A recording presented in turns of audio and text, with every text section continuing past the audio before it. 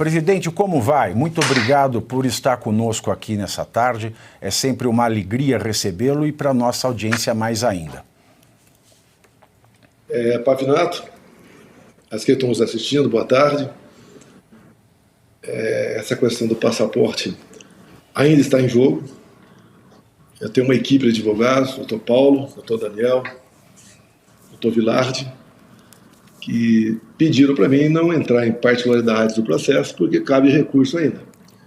Então tem muita coisa que está por vir, e eles não querem que uma declaração minha tire o foco do principal para esse episódio. O que eu posso adiantar para você, que é uma boa notícia também, seria a primeira mão, no sábado de manhã, aqui do aeroporto de Brasília, tem um voo para os Estados Unidos. A minha esposa irá para lá. Estava convidada, juntamente comigo, ela vai fazer a sua parte. Tenho conversado com alguns próximos do presidente Trump. Ela vai ter um tratamento bastante especial lá, pela consideração que o presidente Trump tem para comigo. Uma amizade construída ao longo de 2 anos. E é comum, né, quando você está no poder, ter seus amigos. E quando deixa o poder, 90% vai embora quando não lhe viram as costas.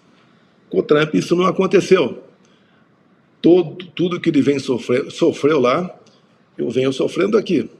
Até as similitudes do tiro que pegou na orelha dele e a facada que eu levei aqui no estômago, né? Lá não precisou fazer muita apuração, porque o atirador foi morto. Aqui não. Aqui é exatamente o contrário. O esfaqueador foi protegido pela Polícia Federal, com a quantidade de indícios de que ele não era um lobo solitário, até mesmo um fato muito marcante.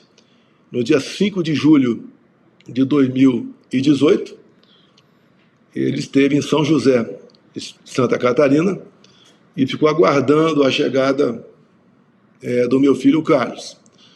Meu filho estava agendado para ir para lá e acabou não indo.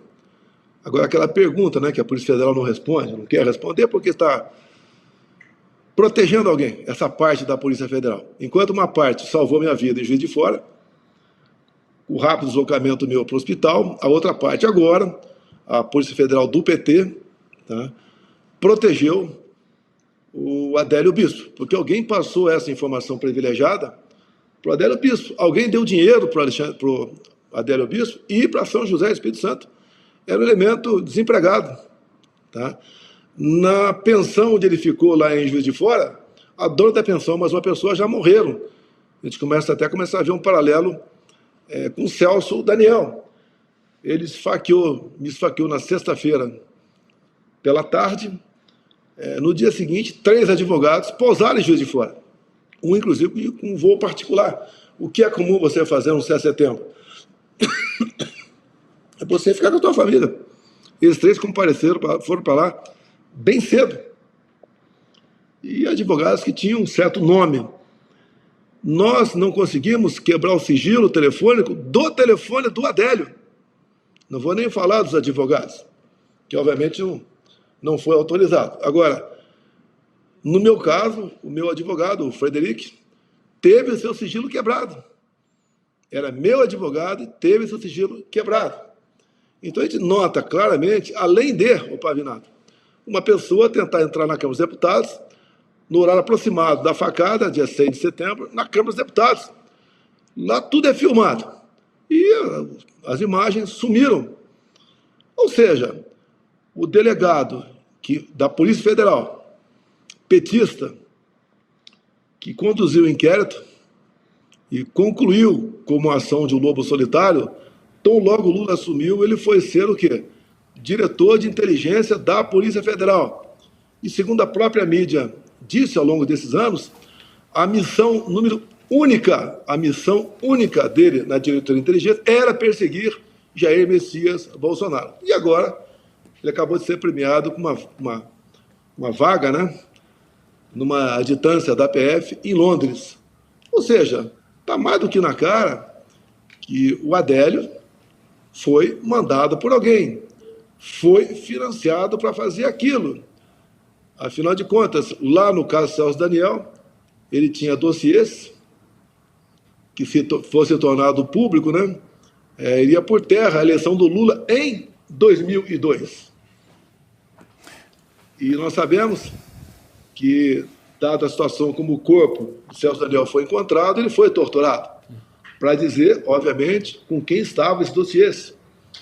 E quando a Polícia Federal chegou no escritório do Celso Daniel, chegou lá o advogado Luiz Eduardo Grignal, do PT, que em 2004 ou 2005 disputou a presidência da Câmara dos Deputados, perdeu para o Severino Cavalcante, e depois de algum tempo lá dentro, saiu com as malas na mão e foi embora. Ou seja, Celso Daniel praticamente deixou de existir. Não houve nenhum interesse em apurar aquele episódio, como o meu episódio também. Eu considero, me desculpa aqui, eu já estou fugindo um pouquinho do principal. É seu. Eu sou um aborto da natureza. A minha eleição só Deus explica. A sobrevivência não tem dúvida, Deus. Até porque, segundo alguns mestres da Santa Casa do Juiz de Fora, cada 100 facadas semelhante à minha, uma pessoa apenas sobrevive, porque ela furou a mesentéria. Só por causa disso. Sofri muito com aquilo. Já tive 4 aderências, né? É um negócio terrível, porque você, consciente, fica sentado numa cama e alguém enfia a sonda pelo teu nariz até lá o estômago, né? E, obviamente, bem, acabou, vencemos, graças a Deus sobrevivi, estou aqui, né? Agora, desde após as eleições, a gente sofre com perseguições, retaliações, maneira de atingir familiares seu, quem está do teu lado, como agora tem 40 indiciados aí pela Polícia Federal, alguns pobres coitados, até pela função que desempenhavam, né, pessoas humildes, como num grande plano para dar um golpe lá da Disney ao lado do Pato Donald e do Mickey e do Pateta, né? Mas tudo isso é jogo de poder. O próprio Lula, né, ele foi tirado da cadeia, depois foi descondenado, porque não poderia ter mais de 2 condenações, porque pela lei da ficha limpa não poderia concorrer. E o TSE anunciou a vitória dele no final de outubro.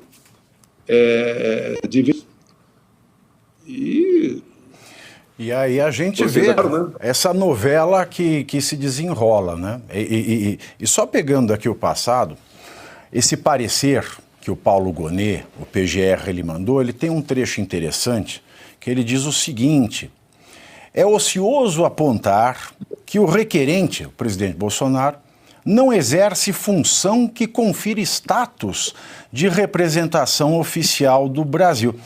A gente passou 2023 e 2024 vendo aquela senhora que não peca pelo bom gosto, pela etiqueta, né, e que gosta de gastar bastante, né, sempre com um cartão com 100 anos de sigilo que ia acabar com o Lula, né? A gente vê, a Janja representa o Brasil aqui, a Janja representa o Brasil acolá, e a Janja representa o Brasil com o dinheiro do povo brasileiro, e um dos argumentos que o PGR traz, né, é que Vossa Excelência não exerce função que confira status de representação.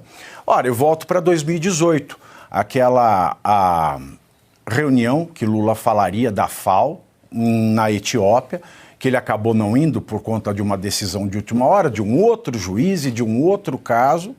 E naquela época nós tínhamos um entendimento e agora parece que temos outro, e espero que o ministro Cristiano Zanin, aliás, nós procuramos aqui na produção o ministro Cristiano Zanin, fizemos essa pergunta por telefone e por e-mail, se ele mantinha no entendimento jurisdicional de que um réu, um indiciado, ele tem o direito de ir e vir enquanto não esgotados os recursos em matéria penal, mas não obtivemos resposta, certamente até porque ele vai julgar esse recurso, porque faz parte da turma do Alexandre de Moraes, mas a questão é a seguinte, presidente. O presidente deu uma entrevista para a Bela Megali e deixou muito claro ali, eu até separei os trechos, que, abro aspas, para Vossa Excelência, não vou me submeter à fuga, né? O senhor disse a Bela Megali do Globo. O senhor negou qualquer possibilidade de fuga caso deixe o Brasil. Rechaçou qualquer possibilidade de não retornar ao Brasil. Isso tudo no jornal O Globo. E uma fala de Vossa Excelência, aspas, que ela transcreve: eu vim do Zeuá para cá correndo todos os riscos que vocês estão vendo. Não vou me submeter a uma fuga, eu não vou fugir. E cabe lembrar também, na posse do Milei, na qual nós tivemos a alegria de nos encontrar naquela oportunidade, já existia investigação, Vossa Excelência foi à posse do Milei e retornou. Vossa Excelência não é uma pessoa desconhecida. Qualquer lugar que Vossa Excelência vá, em qualquer lugar do mundo, uma aglomeração se forma no seu entorno. O presidente Trump o conhece. Não haveria a possibilidade, seria loucura pensar que você ficaria escondido, faria como o Leonel Brizola, colocaria uma peruca loura, né, e ficaria disfarçado nos Estados Unidos. O que acaba de acontecer aqui, essa negativa e essa fala, é o seguinte dizer, presidente, eles desconfiam da democracia dos Estados Unidos. Porque, é claro, com todas as garantias e todo o histórico de não fugir à luta de Vossa Excelência, mas a questão de não poder ir aos Estados Unidos, o que a PGR e o Alexandre de Moraes estariam dizendo, no fundo, corremos o risco do presidente Trump não deixar que o presidente Bolsonaro volte, porque ele vai voltar e o histórico diz que ele vai voltar. O senhor acha que isso é positivo para o Brasil, é negativo para a imagem do Brasil? Pavinato, eu dei uma entrevista a dois maiores jornais dos Estados Unidos, né? Um foi ontem, o que eu falei, outro hoje. Eu tenho um compromisso com os advogados não aprofundar nessas questões. Os jornais são claros, que vão na sua linha aí. Me permite voltar um pouquinho atrás sobre a Etiópia em 2018, que é um caso pretérito, que o Lula conseguiu permissão para ir para lá. Eram dois assuntos pela União Africana, que estava sendo tratado lá na Etiópia. Um era parceria renovada para acabar com a fome na África até 2025. Vamos lá? Um assunto era esse: acabar com a fome na África, lá em 2018, até 2025. Eu não sei como é que está a questão de fome na África. Agora, o outro assunto, pasmem, acredite se quiser, era o Lula lá presente, né? Não seria palestrante, mas o outro assunto era vencendo a luta contra a corrupção. Quer dizer, você começa a analisar as coisas como acontece aqui no Brasil, o que foram alguns chefes de Estado, você vê como é difícil você, bem intencionado, com a boa equipe do teu lado, como eu tinha, administrar o futuro de um país do tamanho do Brasil. A luta pelo poder é muito grande. Um dia eu perguntei para umas pessoas aqui, né, se pudesse fraudar a mega da virada, tu acha que seria fraudado? Responderam que sim. Tá? E o Brasil equivale a quantas mega senas? Só o Porto de Santos. Recebemos com prejuízo de 500 milhões por ano, entregamos com 500 milhões de lucro. Então, é mais que uma mega da virada, só o Porto de Santos. Itaipu Binacional, outro Porto de Santos. Certas diretorias de bancos oficiais ou estatais são algumas dezenas de mega da virada. Tanto é que nós pegamos estatais deficitários, né? Prejuízo enorme, e entregamos com lucro astronômico. Agora, quando você vê um presidente querendo sair do Brasil, como Lula, condenado em 2 instâncias, onde 2 painéis se fariam presentes, vencendo a fome e vencendo a luta contra a corrupção. Isso é uma piada, realmente. E esse chefe de Estado, hoje em dia, é tratado, né, por muitos como aquele que não deixou a democracia embora do Brasil. Ele aceitou disputar as eleições, né? Segundo a imprensa, grande parte diz, que é o único que poderia me derrotar, saindo da cadeia. E com toda essa vida pregressa que nós acompanhamos, como essa agora, 2018, vencendo a luta contra a corrupção. Lula, né? 2 painéis, ele para acabar com a fome na África até 2025, acho que não acabou, tem todo esse ano pela frente ainda, o Lula está comandando o Brasil, para ajudar a acabar com a fome na África subsaariana. Tudo bem. E agora, Pavirão, você vê, essa questão minha aqui, repito, me desculpa aqui, não quero desapontar ninguém que esteja no teu programa, me ouvindo, né? Eu tenho que seguir orientações. Claro. Na minha equipe de advogados, o doutor Vilardi faz parte da equipe agora, juntamente com outros, né? E, pelo que eu sei, vão recorrer, vão citar muitas coisas. O que nós queremos é que o Supremo, né, se porventura esse recurso for julgado, né, que seria para uma turma, que seja julgado com a devida isenção, levando-se em conta, inclusive, obviamente, fatos, né, pretéritos. Porque nós queremos um Supremo Tribunal forte, um Supremo Tribunal para nos orgulhar a todos. Agora, como retrato os 2 maiores jornais dos Estados Unidos, assim como nos Estados Unidos aqui, se pratica o lawfare. Eu fui saber o que era isso, não sabia, né? Sabia que era ativismo judicial. Tá? Em inglês não sabia, mas é o ativismo judicial que se demonstra, né? Se parece fazer presente nessas questões. Então, os advogados querem não discutir de público, a não ser comigo, né? As questões de tese de defesa. Eles acham que dá para a gente sair vitorioso pelas demonstrações claras, de modo que toda a população possa tomar conhecimento de o porquê e como eu estou sendo julgado. Lógico, não acabou ainda, tem uma esperança muito pequena, se chegar ao pleno, me liberarem para eu viajar para os Estados Unidos. Para mim, eu me sinto extremamente orgulhoso com o convite, até falei para um jornal, me sentindo como uma criança, recebendo um presente. Eu tenho o povo americano no coração, sempre admirei a história do povo americano, fiz uma amizade rapidamente com o Donald Trump enquanto presidente, tá certo? Temos aqui, eu recebi um livro dele, alguns podem falar que não é para qualquer um, tá certo? Temos aqui, temos 4 páginas aqui dentro, comigo, ou seja, ele tem um carinho para comigo. Ele gostaria de apertar minha mão também, senão não teria me convidado. Claro, sem dúvida. Parece que foram 5 chefes de Estado que foram convidados. Eu não sou chefe de Estado. E não estou indo para uma festa de batizado da filha ou da neta de ninguém. É um evento, né, de posse da maior democracia do mundo, do mais rico país do mundo, que tem um PIB 13 vezes maior do que o nosso, ou 14, e é o país bélico mais forte do mundo. Exato. Muitos achavam que a Rússia, né, não teria problemas com a Ucrânia. Quando foi para a prática, nós vimos que tiveram problema. O americano não tem problema. Como, dado as devidas proporções, o exército de Israel também é um exército poderosíssimo. E entendo que tem na sua força mais a sua inteligência, diferentemente aqui do nosso Brasil, aqui, porque não recorria às inteligências que resolviam alguma coisa, porque não davam o devido retorno, nem as inteligências militares, deixa bem claro. Essa, então, nem se fala. Né?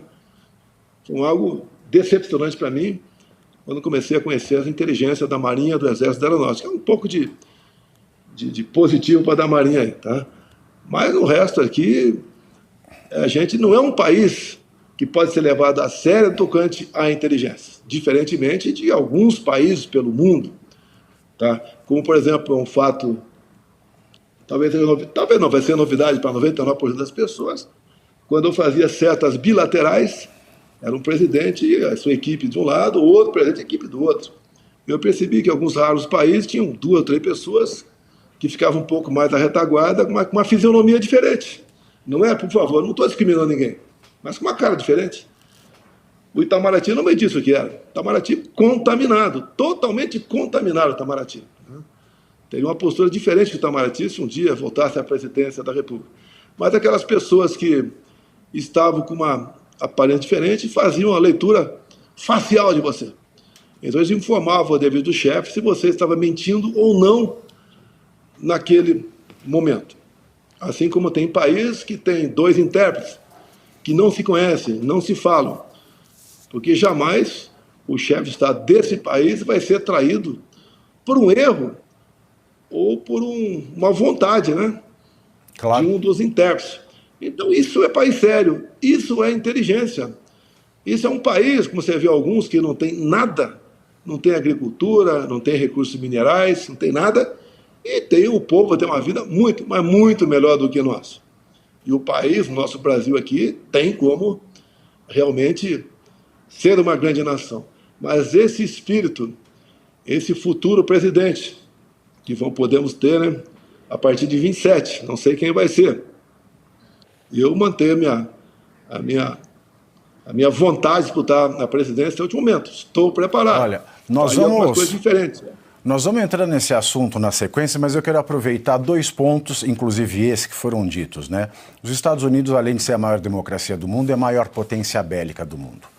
Israel tem tudo para ser porque é o país que desenvolve mais tecnologias bélicas do mundo. E o Brasil, ultimamente, tem se alinhado a todos, menos aos Estados Unidos e ao Estado de Israel. Antes da gente falar de reeleição, o professor Marcelo Suano quer tirar uma dúvida dessa questão diplomática, presidente. Professor. Presidente, uma boa tarde para o senhor. Independentemente do resultado, eu creio que o senhor vai ter uma boa semana, um resto de semana, e uma próxima semana boa também, por uma razão muito simples. Quanto mais se bate, a boa massa melhor fica e o povo percebe isso. A minha pergunta é sobre relações internacionais e, mais especificamente, relacionamento Brasil-Estados Unidos. Nós sabemos que o Brasil e os Estados Unidos, eu gostaria que o senhor avaliasse como será durante a gestão do Trump, pelo menos ao longo desses 2 próximos anos, que está na gestão do atual presidente, que é o final da gestão do atual presidente. Mas tem alguns elementos que eu gostaria de pontuar para o senhor. O primeiro dele, nós sabemos que o Brasil e os Estados Unidos são países amigos, são sociedades irmãs, são sociedades que se gostam, são sociedades que comungam dos mesmos valores. E por essa razão sempre fomos aliados e parceiros ao longo da nossa história. Não à toa, foi o maior parceiro comercial e durante um certo tempo, por mais que nós não seja mais, está em segundo lugar. O ponto é que nós temos que trazer outro elemento. Durante a sua gestão, talvez não, com certeza, pelo fato de comungarem de valores ocidentais comuns, por comungarem dos mesmos princípios cristãos, o relacionamento de amizade do senhor com o presidente Trump aproximou mais ainda o Brasil dos Estados Unidos.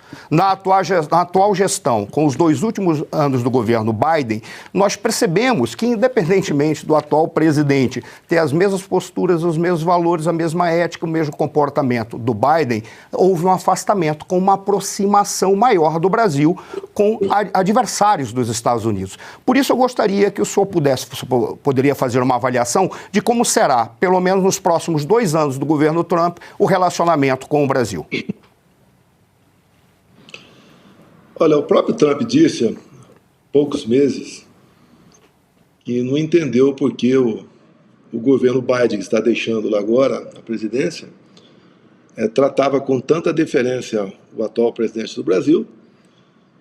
E eu, em 2 anos com o Biden, depois de 2 fora aqui, né, não tivemos contato, mas como ele nos afastava, ou procurou afastar o tempo todo. O Trump disse que o Brasil aqui sempre tratou os Estados Unidos como um país imperialista. Pode ver, se eles quisessem dominar qualquer parte do mundo após a Segunda Guerra, teriam dominado. Mas não dominaram nada, absolutamente nada. Você vê do atual governo, faltavam poucos dias para as eleições americanas, o senhor Lula da Silva falou que a volta do Trump seria o retorno do fascismo e do nazismo com outra face. O que ele quis dizer com isso? Você pode ver, a questão do BRICS. Teve uma reunião na Rússia e poucos dias antes houve aquele acidente do Lula, que teria caído no banheiro cortando unhas do pé. Ele acabou não indo. Bem, desceu na Rússia de avião o Nicolás Maduro. Tá? Parece que esse acidente foi bom para o Lula, né? Evitou encontrar-se com ele lá. E lá, no BRICS, formularam convites para outros países, além da própria Venezuela, também o Irã. Você pode ver, por ocasião das eleições de 22, eu não pude falar no horário eleitoral gratuito, eu sei que atingiria poucas pessoas, mas, por exemplo, em 2009, Lula estava na capital do Irã e foi lá dar um testemunho de que aquele país que tinha à frente o Ahmadinejad poderia enriquecer o urânio acima de 20%, porque era para fins pacíficos. Eu não pude mostrar essa aproximação do Lula, por exemplo, com Ortega, lá na Nicarágua, um país onde a religião praticamente deixou de existir. Padres foram presos e freiras foram expulsas de lá. A gente não podia mostrar, então, essa aproximação de Lula com terroristas, né? O Lula, por exemplo, só faltava declarar que o Hamas é o grande aliado do Brasil. Né? Uma afronta, não é o povo israelense, uma afronta a todos aqueles que amam a democracia e abominam o terrorismo. Então, esse tipo de governo realmente é o que se instalou no Brasil, e alguns setores poderosos da administração Biden não queriam me ver continuando aqui no Brasil. Ele falou também, o Lula, há poucos meses, de mudar o padrão dólar para yuan, ou seja, fazer negócio com a moeda chinesa.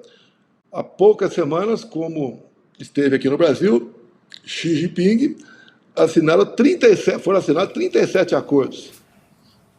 E entre eles, um empréstimo de 5 bilhões de yuan, o equivalente a 4 bilhões de reais, da China para conosco. Dinheiro para o BNDES. Bem, quando você faz um empréstimo de 4 bilhões de reais, você vai ter que pagar 15% de juros por ano. Tá? Também acordos com a China da exploração de urânio. Sabemos que está na Constituição, que a lavra é monopólio da União, mas quando você tem uma empresa brasileira que pratica a lavra, ou depois do urânio chegar aqui, a órgão competente no Brasil, ele pode ser negociado. Ou seja, um minério estratégico como esse, obviamente, você está dando as costas para os Estados Unidos. Você tem que ter, no mínimo, né, se você não quer beneficiar um outro país, que tem uma certa equidistância no tocante a isso aí. Você vê um problema na Venezuela, não é apenas a Venezuela, o ditador Maduro. Lá dentro tem tropas, né, da China e da Rússia. E por que estão lá dentro? Porque é um país riquíssimo. É o país mais rico em petróleo do mundo, além de Vespas Negras, lá de Cuba, tá? Gente que defende o terrorismo de alguns países do mundo. Não é o Maduro apenas um problema para aquele povo se libertar. Lá atrás, eu não posso entrar em detalhes, porque foram conversas que eu tive com o Trump sobre a Venezuela, o que fazer, como poderíamos, né, buscar uma maneira de libertar aquele povo, porque é problema para nós aqui. Ainda hoje em dia, eu calculo que, por dia, 700 pessoas chegam lá em Roraima via Pacaraima. E quando uma ditadura começa a aparecer, primeiro, quem tem dinheiro vai para países como os Estados Unidos.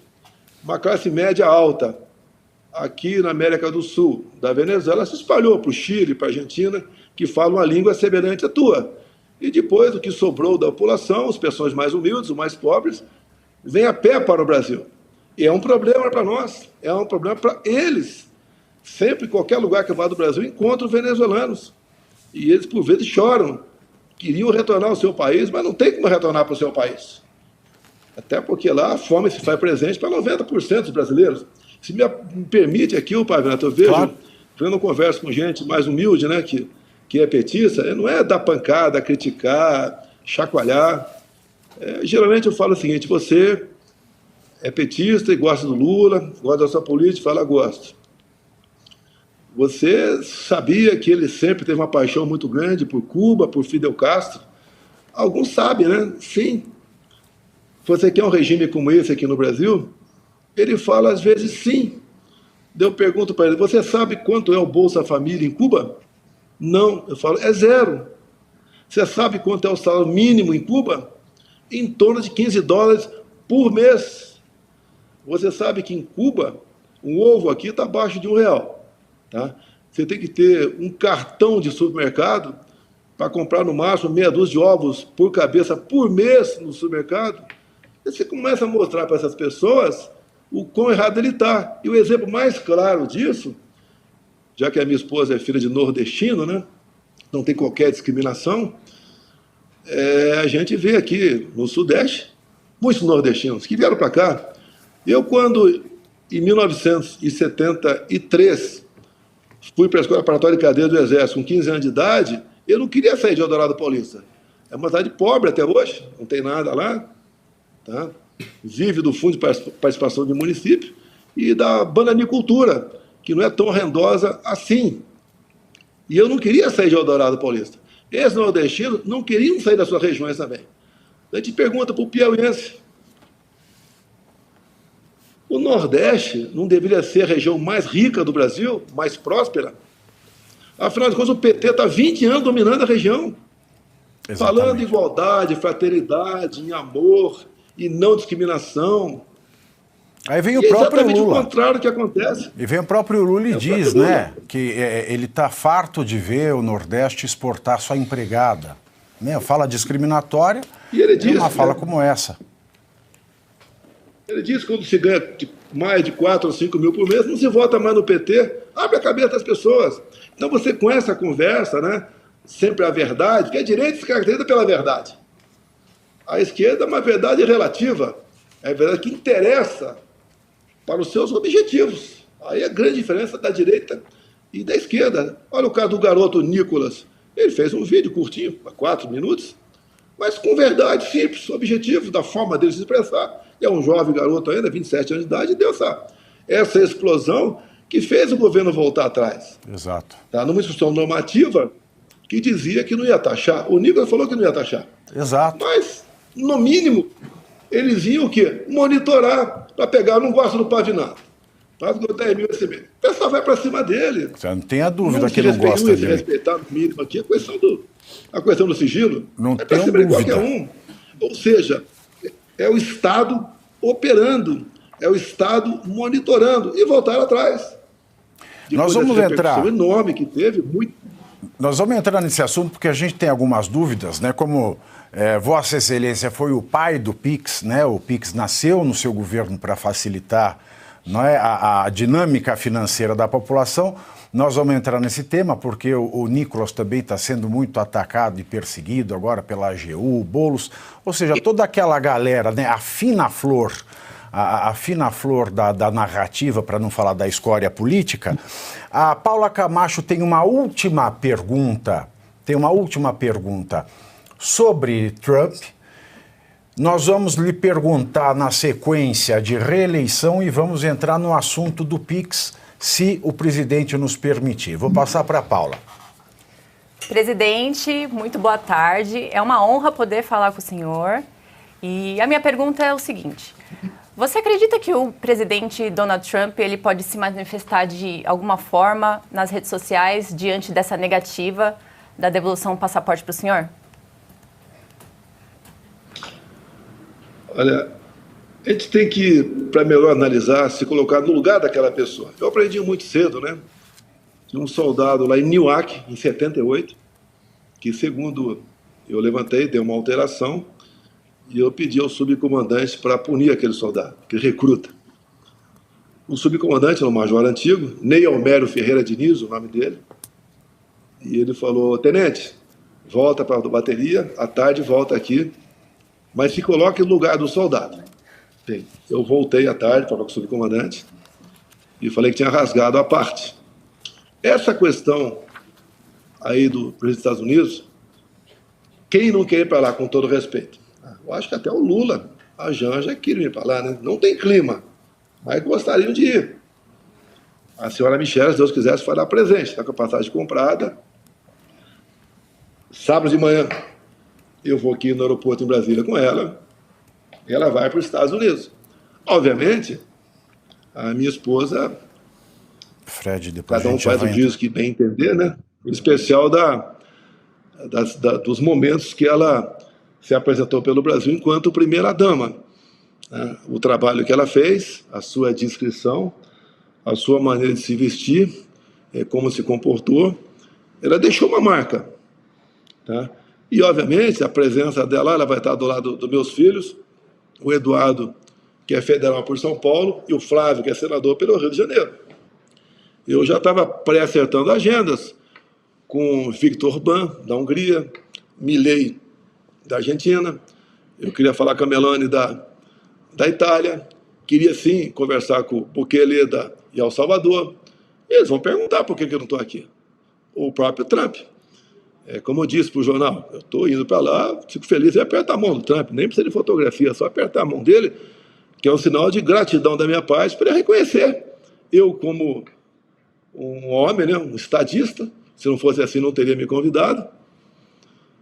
E assim como ele convidou o chefe de Estado, não convidou o do Brasil aqui também, que sempre fomos tratados como uma segunda grande democracia das Américas. Na verdade, estamos longe de sermos uma democracia perto dos fatos, né, que acontecem em nosso país.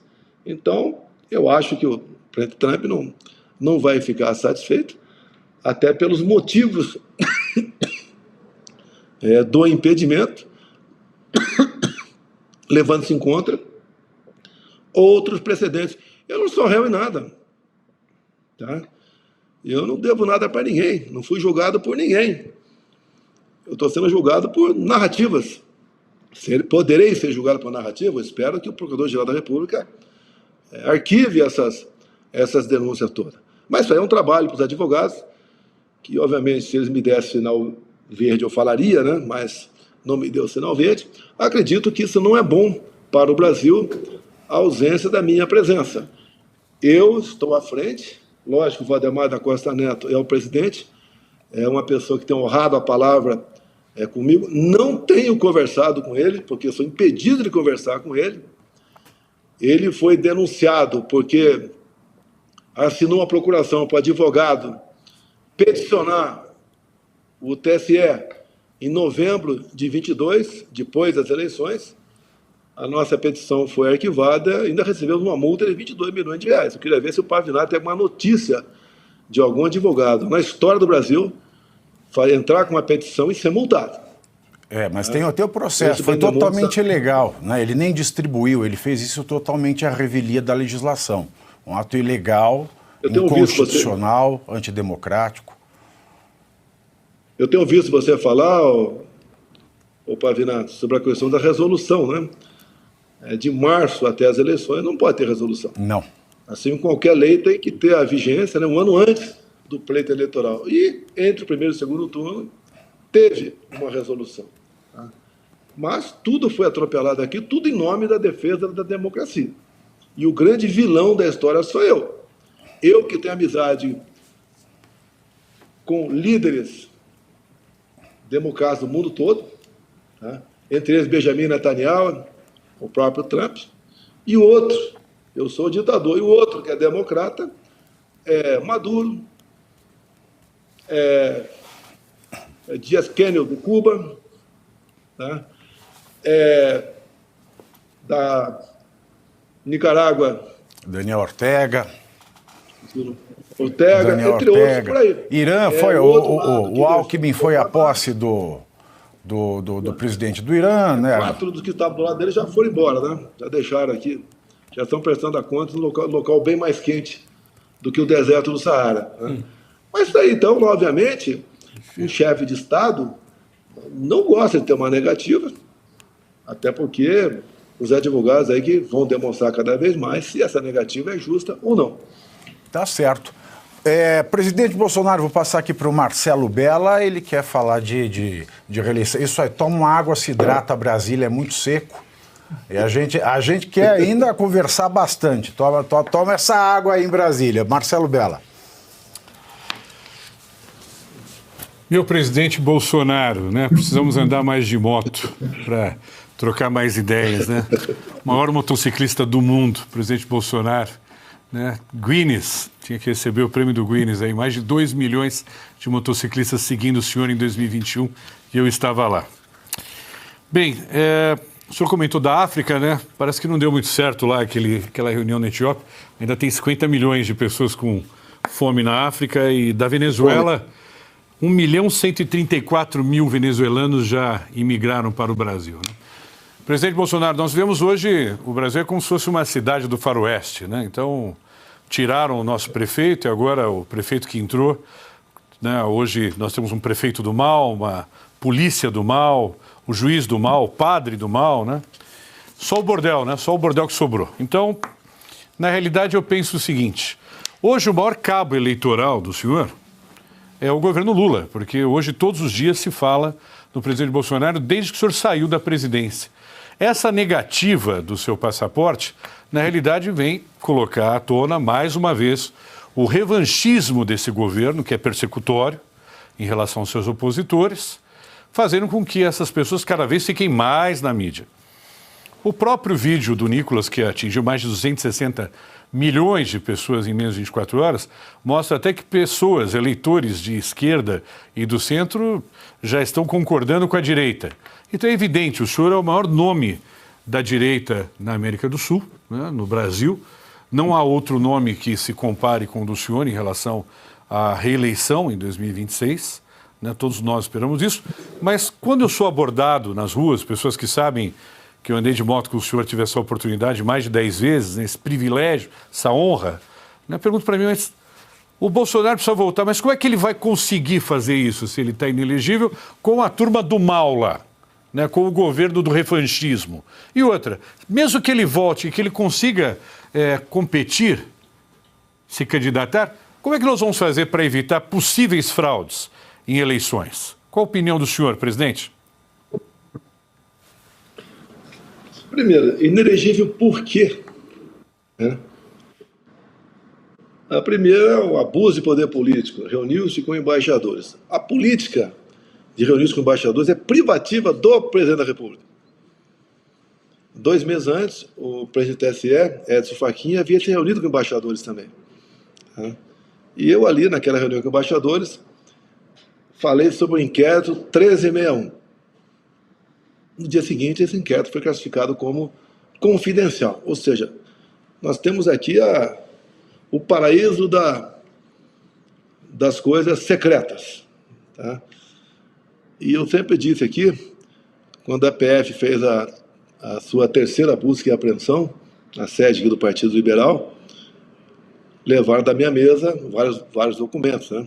E pegaram também um contrato de uma obra na Vila Histórica de Mambucaba.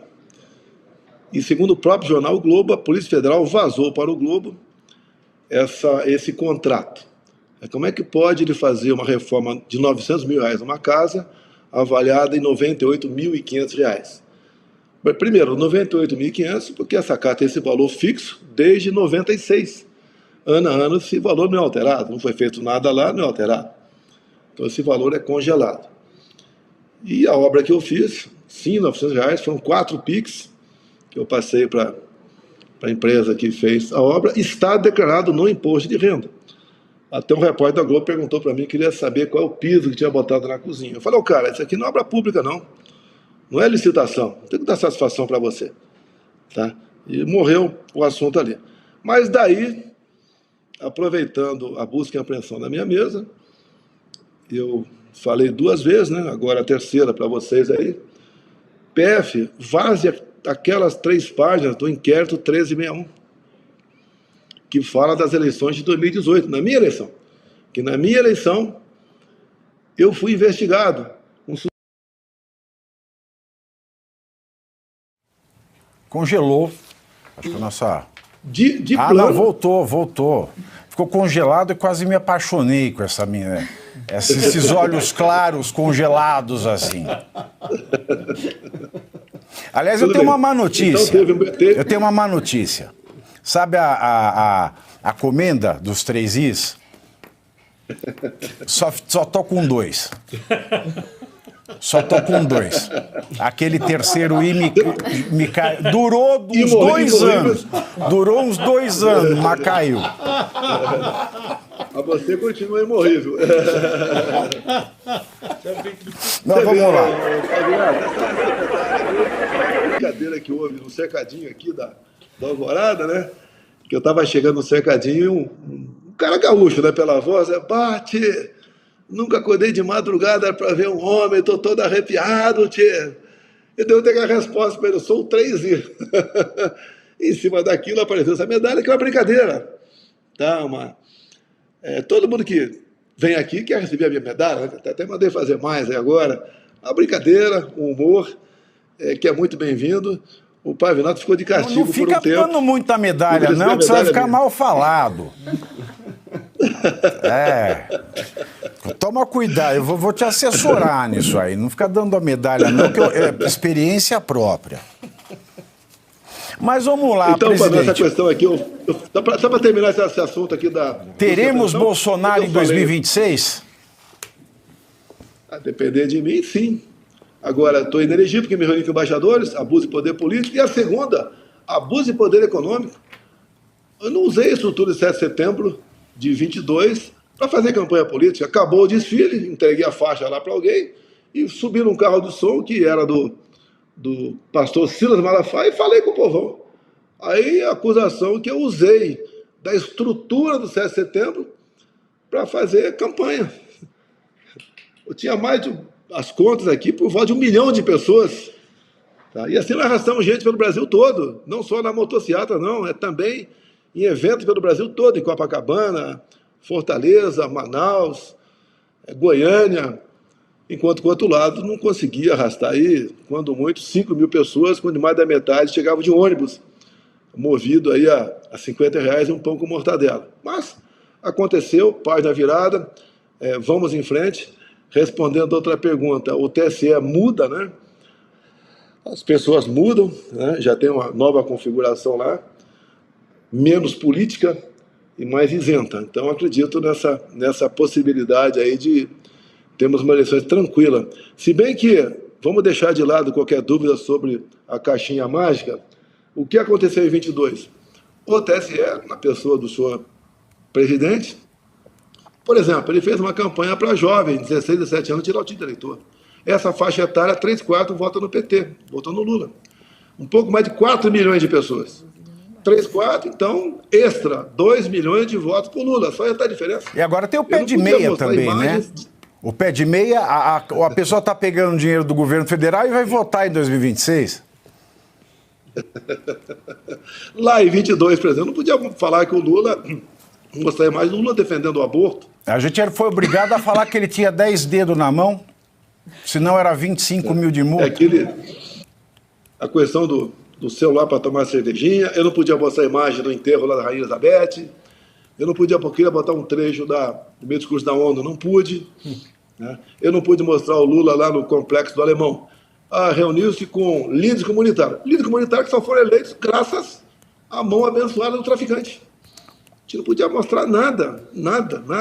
E me acusaram de pedófilo, me acusaram de tudo de novo, racista, né, misógino, me acusaram de tudo. Eu não podia fazer absolutamente nada. Quando a gente conseguia tirar do ar uma mentira dessa, né, atualmente fake news, já tinha se passado 3, 4 dias, era inócuo. E também usaram o maior fake news da história, que aconteceu em 2002, repetiram em 22. Lá em 2002, a internet, você tinha laptop com fio aqui, acessava no cabo do telefone, pico da tua casa. E ali você via a internet. E foi votado um projeto em Brasília que tratava de flexibilização da CLT. Mas o que o PT fez? Pegou todos aqueles deputados que votaram favorável àquilo e falou que eles queriam acabar com o 13º, com o fundo de garantia, com hora extra, com as férias... E massificaram agora de novo em 22 e massificaram lá em 2002. 2002 deu tanto sucesso que o PT fez a maior bancada. Naquele tempo a maior bancada indicava o candidato à presidência, até que elegeu naquela época o João Paulo Cunha, que depois teve que renunciar na frente por dado a problemas inconfessáveis. Né? Então a esquerda não vive sem mentira. Até havia um bannerzinho outro dia na internet, né? Que fake news podia fazer mais estrago ao PT do que a própria verdade. Exato. Eu vi um outro meme, que tinha uma urna eletrônica. Brasil, agora, nós não podemos... Tinha uma urna eletrônica. Podemos abandonar, jogar toalha, não dá mais, aloprei, não voto em ninguém, vou cuidar da minha vida, que nós estamos no mesmo barco. Tinha um meme de campanha do Lula, que era uma urna eletrônica, e estava escrito assim: quer o fim do sigilo de 100 anos? Aperta o 13 e confirma. Aí eu estou perguntando até agora se quebrou a urna, porque eu não entendi nada disso. Agora, de eleição ainda, vamos a um assunto mais comezinho. O Luiz Arthur Nogueira tem algo a perguntar, presidente. Presidente Bolsonaro, boa tarde. A pergunta é sobre a eleição 2026, sobre a direita. Sabemos que a esquerda estará com Lula ou com o nome indicado por Lula. O senhor é o principal nome da direita, portanto, a direita estará com o senhor ou com algum nome que o senhor indique.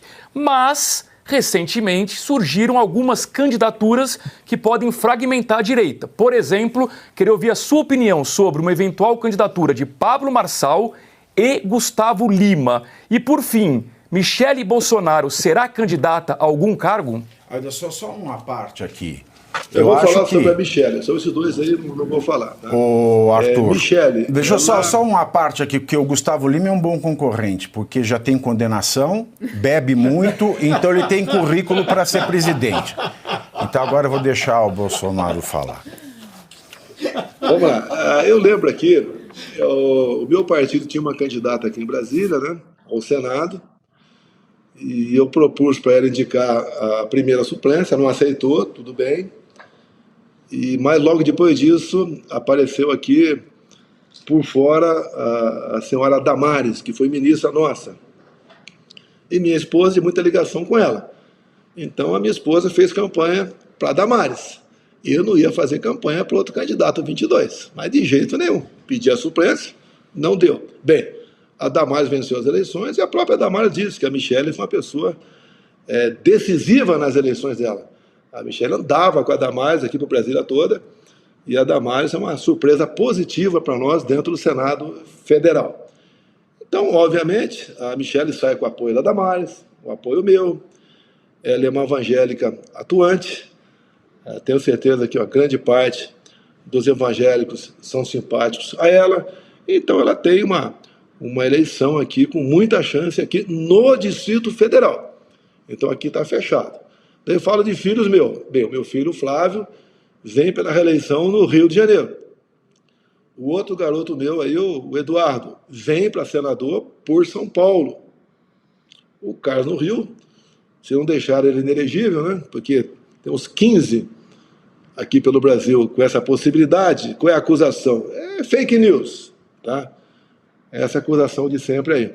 Deve vir candidato a deputado federal. E tem um 04, um filho meu, que foi o vereador mais votado lá em Balneário Camboriú, que talvez venha para deputado federal. No tocante à presidência, eu fico feliz porque ajudei a aparecer alguns nomes pelo Brasil. O próprio Tarcísio em São Paulo. Ninguém discute a sua enorme capacidade como gestor. É uma pessoa que realmente entende do assunto, sabe. Eu lembro quantas vezes do cercadinho eu ligava para ele e falava: tem um cara aqui que é lá de Belém do Pará, sobre a rodovia tal, como é que está aquela ponte? Ele falava de cabeça. E o Tarcísio, quando pedi para vir candidato por São Paulo, ele falou: mas Bolsonaro, como é que eu posso vir candidato por São Paulo se eu sou carioca, torcedor do Flamengo, e não conheço São Paulo? Mas o Tarcísio é um cara que você bota o mapa de São Paulo na frente, dá meia hora para ele estudar, e depois tira o mapa da frente e começa a fazer pergunta de acidentes capitais mais importantes. Ele fala com uma precisão enorme. Então o Tarcísio é uma liderança que foi plantada, grande parte a própria capacidade dele, está indo muito bem.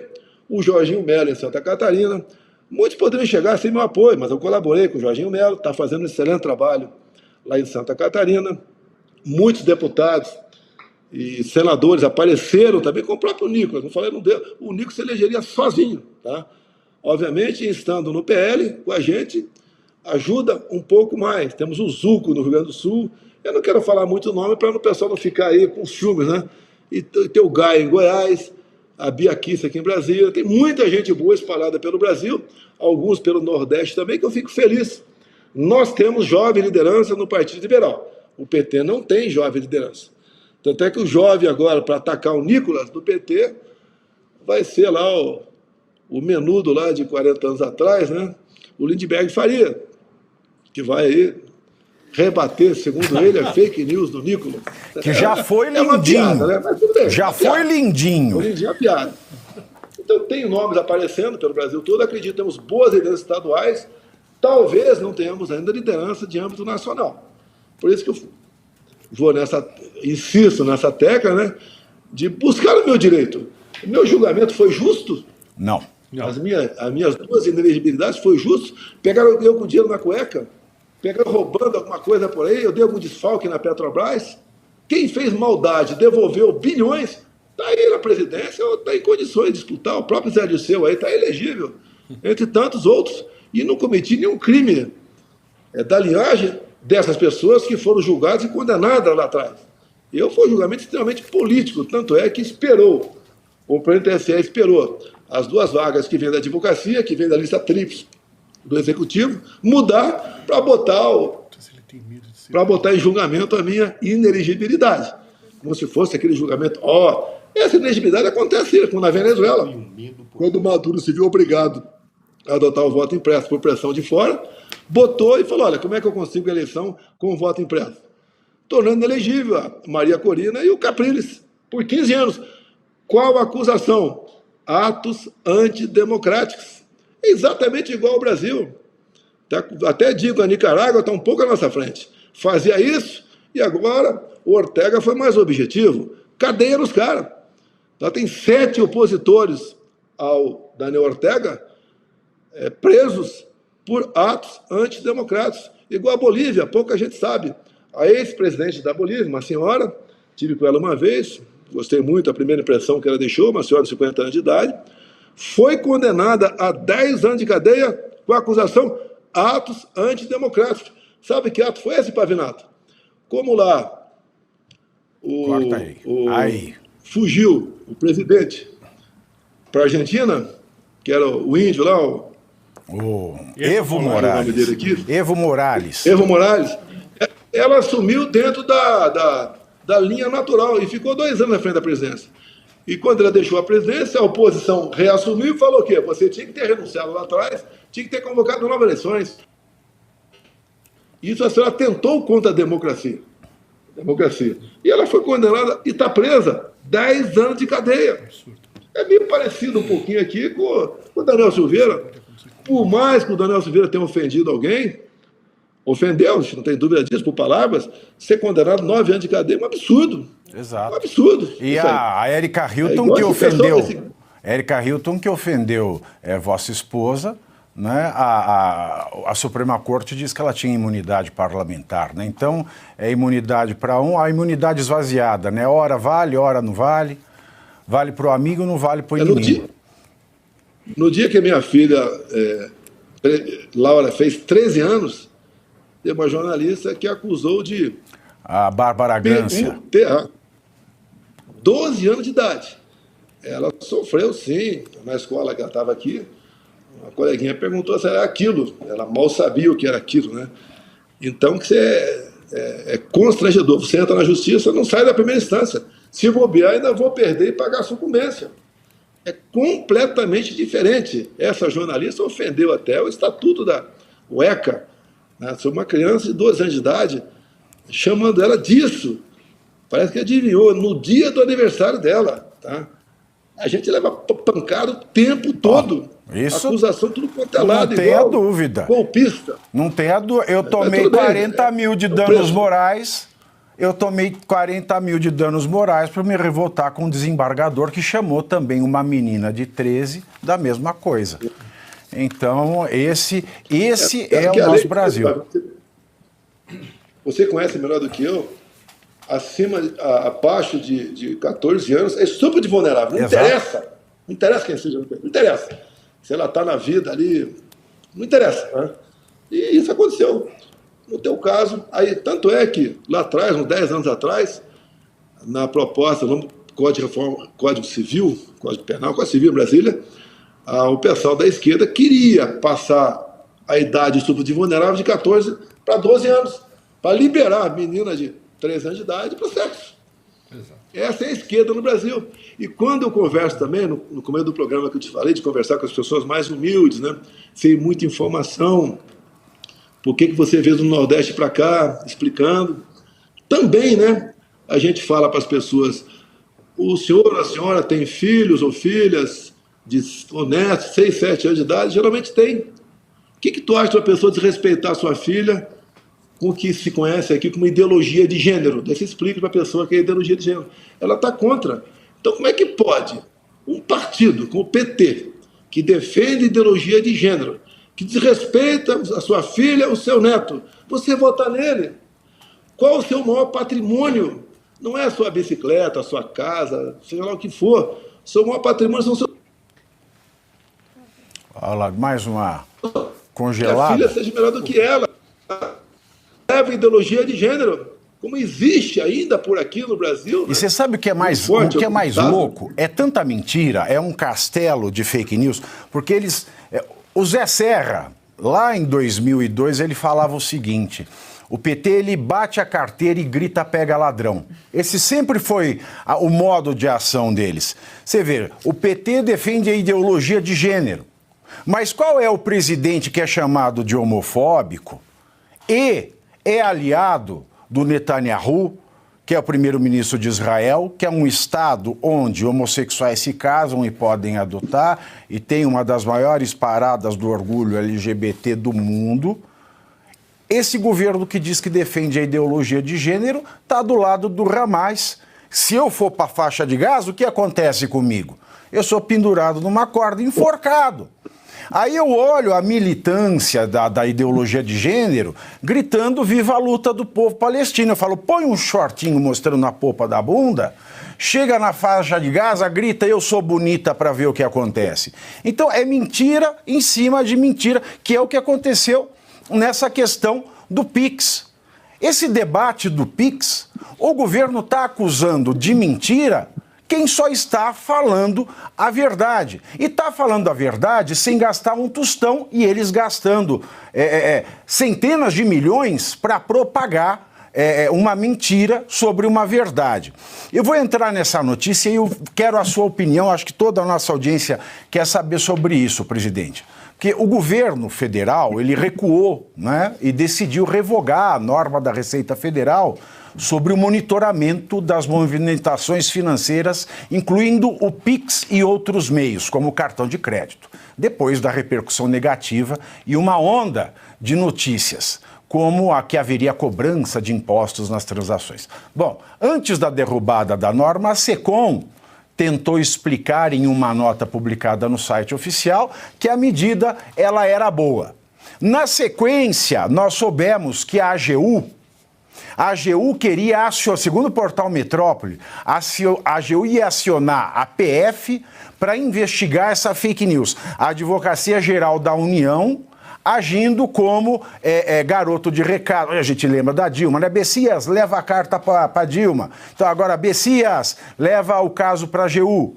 Fora a AGU, que deveria representar a União e não fazer perseguição política, o Boulos, a gente não poderia esperar nada diferente de um invasor de propriedade privada, também quer processar o Nicolas por fake news, um crime que não existe no Código Penal. Ele ainda que é um parlamentar e tem liberdade parlamentar. A Rede Globo de televisão diz que o Nicolas disse aquilo que não disse.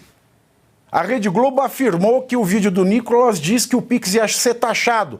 E no vídeo do Nicolas ele deixa claro que não era essa a questão. E por fim, a gente tem até um post que o Luiz Bate, o apresentador Luiz Bate, fez na página do Instagram dele, presidente, com uma foto do Nicolas perguntando, de 0 a 10, que nota você dá ao deputado Nicolas Ferreira? O Instagram censurou esse post do Luiz Bate. Isso enquanto nós falávamos com o Nicolas aqui.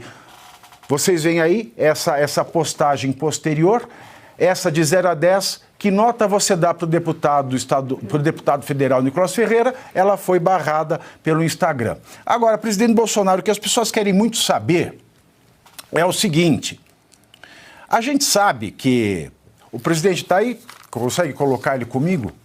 Coloque ele comigo, então. Eu li, né, todos os decretos que criaram o PIX, etc. A gente tem lá no artigo 8º do decreto que criou o PIX, né, que regulou o PIX no Banco Central, que os bancos, né, quando aderem ao PIX e disponibilizam para os seus clientes, eles têm que fazer parte da base de dados da RFSN, né? E essa base de dados de movimentações financeiras, a Receita Federal ela tem acesso. Então, ela tem acesso. Tudo bem, até aí tudo bem. O que essa medida criou foi criar obrigações para os bancos informarem movimentações. A gente sabe que desde 2013 foi o governo Lula que começou com essa questão de querer saber o que as pessoas gastam no cartão de crédito. Bom, nós passamos 4 anos do seu governo, a Receita ela tem acesso a essa rede de dados de movimentações, mas agora o governo Lula, ele endureceu e exigiu dos bancos que dessem um alerta, fizessem um PIN. Olha, passou de 5 mil, me avise. Mas a Receita Federal, que é controlada pelo governo federal, ela continua tendo acesso a essa base de dados. Aí a pergunta é a seguinte, na sua opinião, o governo atual, ele pode fazer o que prometeu, mas teve que voltar atrás por conta de um vídeo sincero e direto do Nicolas? Ele pode fazer sem fazer uma resolução, ou seja, fazer sem avisar ninguém? Bom, Pavinato, o que norma do meu governo? É a transparência. Né? O PIX, como é que ele nasceu? Ele começou a ser estudado lá em 2016, então lá no governo Temer. Ninguém quer a paternidade de nada, vamos assim dizer. Né? Começou o governo Temer, estudo, estava no Banco Central, parado. Quando nasceu o PIX, ele foi forçado a nascer, né? Aquele parto forçado. Porque em 2020 eclodiu aqui a Covid. E a política de muitos governadores, quase a totalidade, e muitos prefeitos, qual era? Fica em casa que a economia a gente vê depois. De imediato, quando isso foi adotado no Brasil, foi uma decisão do Supremo, né, que eu iria conduzir a Covid. Mas acharam melhor estender para governadores e prefeitos. Com esse Fica em Casa, a economia te vê depois, junto com a equipe lá do Paulo Guedes, nós levantamos que teríamos aproximadamente 38 milhões de invisíveis no Brasil.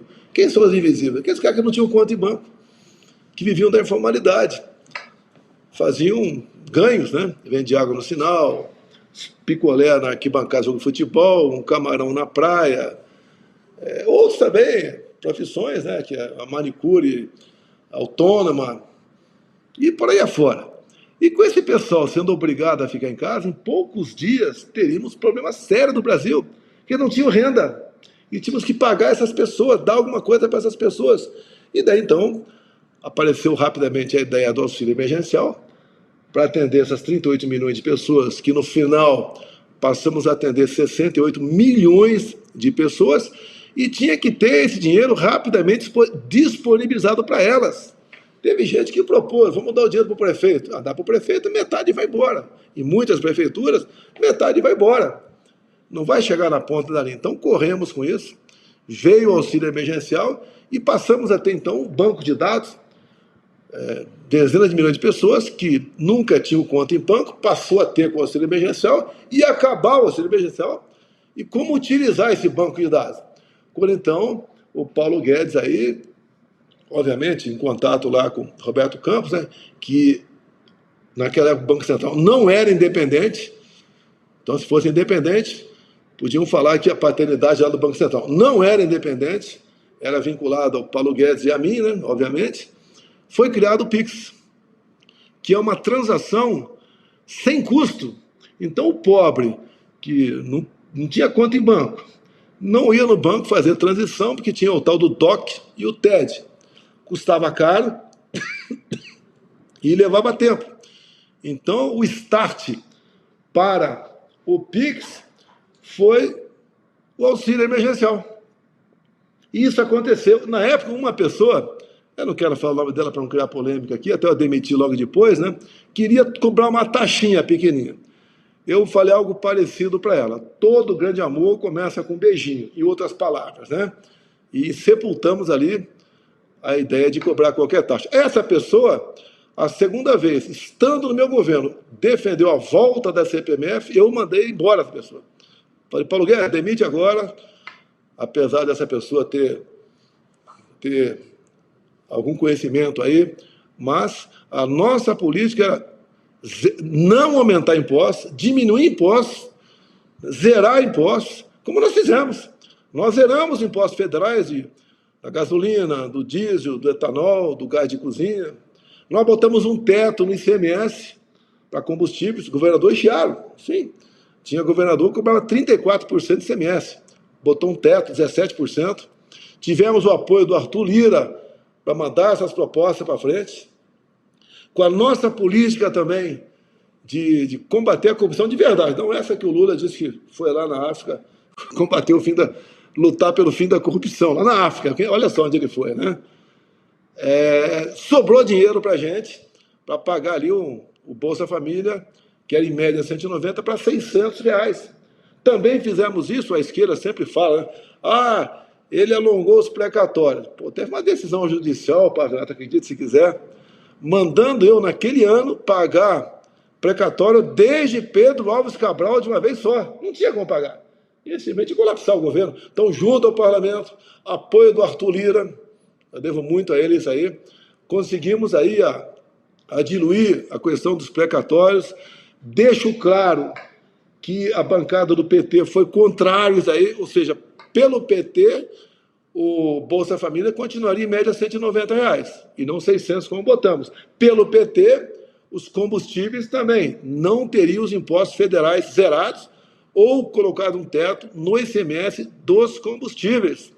Não é fácil você ser presidente com oposição. Eram poucos deputados em relação aos 513, né? Ou em relação aos 81 senadores, mas não é fácil a oposição, tendo o PT com oposição. O PT nasceu para fazer oposição.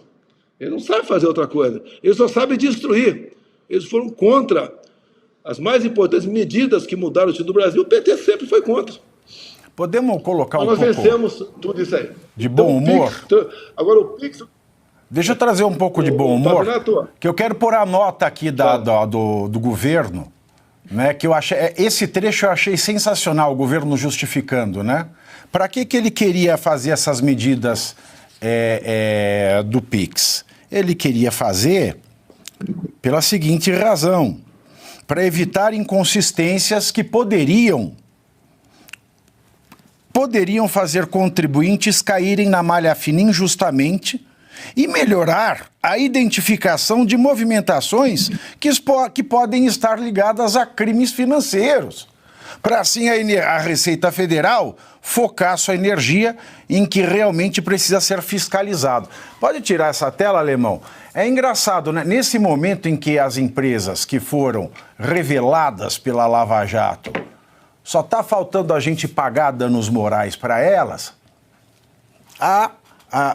o governo vem com uma justificativa dessa, que essa obrigação das instituições de avisarem as movimentações PIX, de fazerem flag nas pessoas, é para evitar crimes financeiros, né? Parece piada.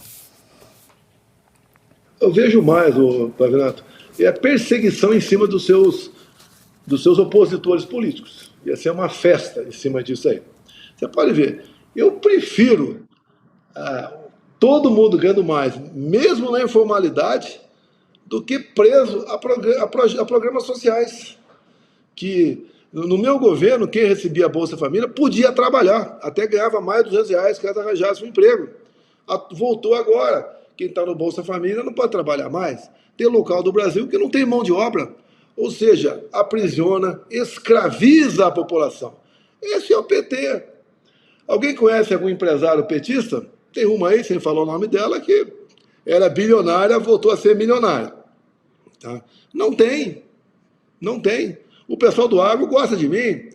Os empresários, né, os comerciantes gostam de mim. Por ocasião da Covid, criamos 2 programas, Pronamp e Bem, que eles não quebraram. E apesar de termos gasto mais de R$1 trilhão durante a pandemia, era 50 bilhões por mês, só com auxílio emergencial. A relação dívida-PIB melhorou para nós.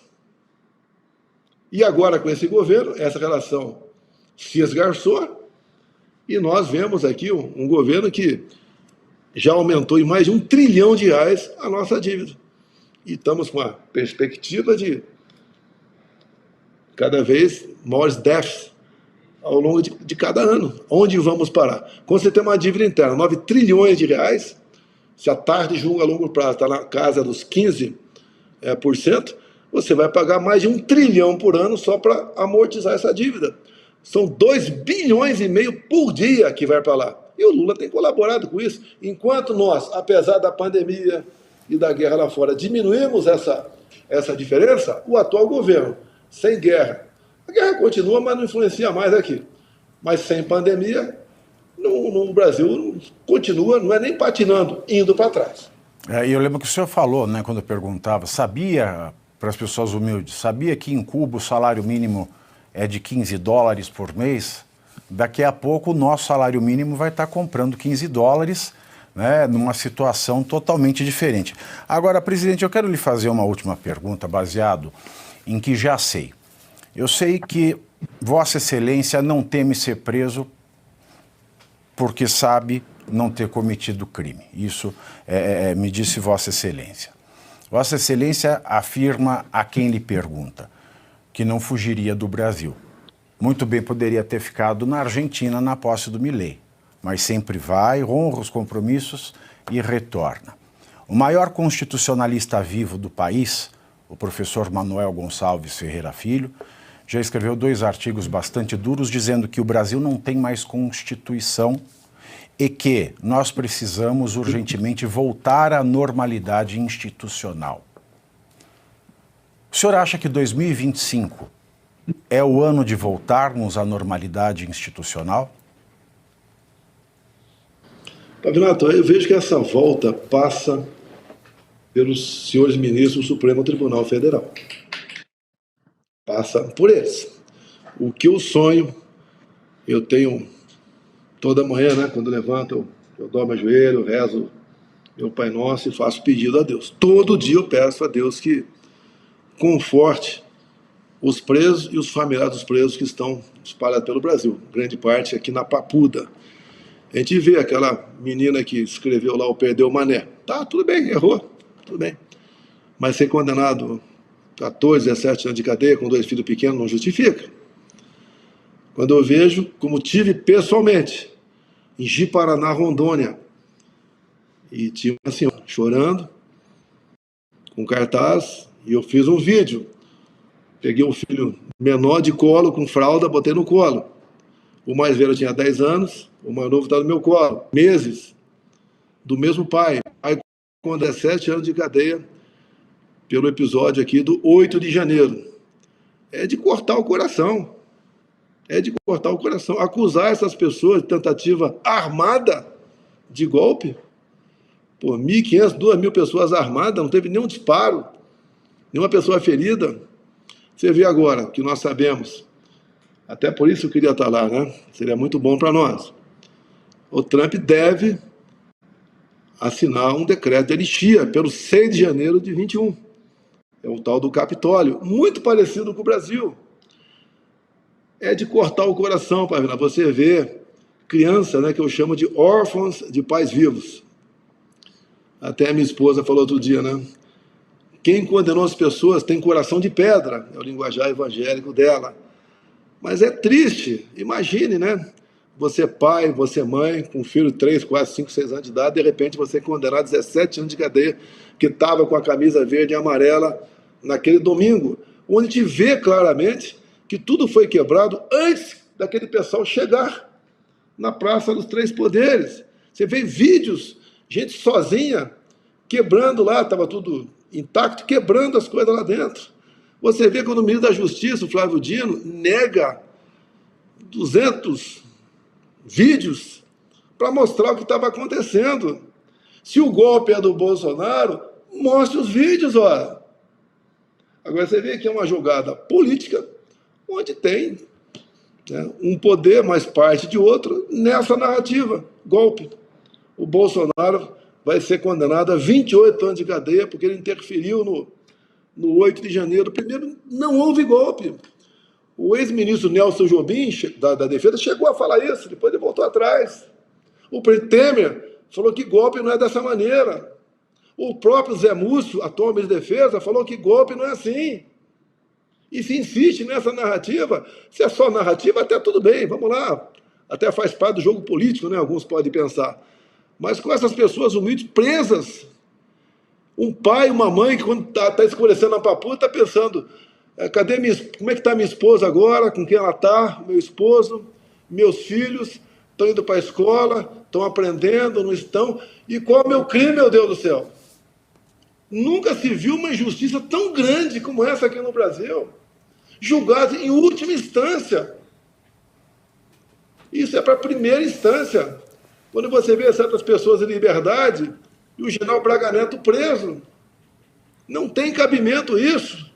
Eu louvo o exército de Israel, não abandonou o seu soldado aqui no Brasil. Quando apareceu aquela decisão lá ideológica da juíza para deter o soldado sob acusação de genocídio, o serviço que nos orgulha, né? O Mossad deu fuga ao soldado via Argentina e foi embora. Então o exército israelense não abandona os seus soldados. Eu poderia dizer o mesmo aqui? Eu sou o capitão do exército. Poderia dizer o mesmo aqui? Isso é triste. Ninguém quer o Supremo com o prestígio abalado. Ninguém quer o exército brasileiro com o prestígio abalado. E hoje em dia, olha o que nós estamos vendo. É verdade. Será que conseguiremos o ponto de inflexão no corrente ano? Ou virão mais arbitrariedades, mais prisões, mais busca e apreensão, mais pesca probatória para ajudar a construir narrativas, mais encontros reservados no Alvorada para decidir o que vamos fazer? Isso é justiça? A nossa justiça, dados mostram que é a mais cara do mundo, tudo bem, mas também mostra que é uma justiça que está cambaleando. Todos têm que colaborar com o futuro do Brasil, não só os pobres coitados que tiveram dia 8 aqui, que alguns erraram. Não tivemos individualização de pena. Nós já vimos aqui, eu já vi, briga estádio de futebol onde morre gente. Vão pegar, cercar o estádio e prender todo mundo? Todo mundo 17 anos de cadeia? Morreu 2 ou 3, você tem que ver quem deu aquela pancada, aquela paulada, aquele tiro, e ser condenado. Não é condenado de passeada, como se faz aqui no Brasil. Isso é triste, é lamentável. Tá? Agora, não é fácil você brigar com o sistema. Não. Hoje eu vejo uma direita, os conservadores, a grande maioria realmente, está se conscientizando para isso, a população também. Tivemos a mostra aqui nas eleições municipais, como é que foi o Partido Liberal pelo Brasil e alguns outros parlamentares de outros partidos que merecem também o carinho do povo e o respeito, que fazem um bom trabalho. Poderia citar alguns nomes de outros partidos aqui, mas no caso fazer isso aqui agora. Agora, dá para mudar o Brasil. Eu sempre usei uma passagem bíblica, né? Além do João 32, uma outra. Por falta de conhecimento, meu povo pereceu. Vamos conversar com o seu vizinho. Exatamente. Conversar no serviço, dá para chegar lá. Não podemos jogar a toalha. Todos nós estamos no mesmo barco. Exatamente. E é o que eu digo sempre, conhecimento é tudo, presidente, e na qualidade não de comunicador, mas de professor de direito, que conhece, né, a obra dos ministros, que conhece as leis do país, que conhece os entendimentos que são, hoje, entendimentos que se solidificaram. Desejo que, em nome do direito, e sem direito não há justiça, essa decisão seja revista, muito embora a gente não saiba cravar, a gente esteja nesse desalento, nesse vale de lágrimas. É o nosso desejo que Vossa Excelência possa, né, atender a esse convite. Vamos, a esperança deve ser a última que morre, e também quero agradecê-lo, porque o tempo voa, né? Se não estão deixando Vossa Excelência voar para os Estados Unidos, o tempo voou aqui com a gente e a gente chegou aqui, né, ao encerramento. Muito obrigado, viu, presidente, por ter atendido esse pedido nesse momento tão delicado. É isso aí. Agora eu tô doisinho. Eu tô capenga. Agora eu tô capenga. Um forte abraço. Fique com Deus.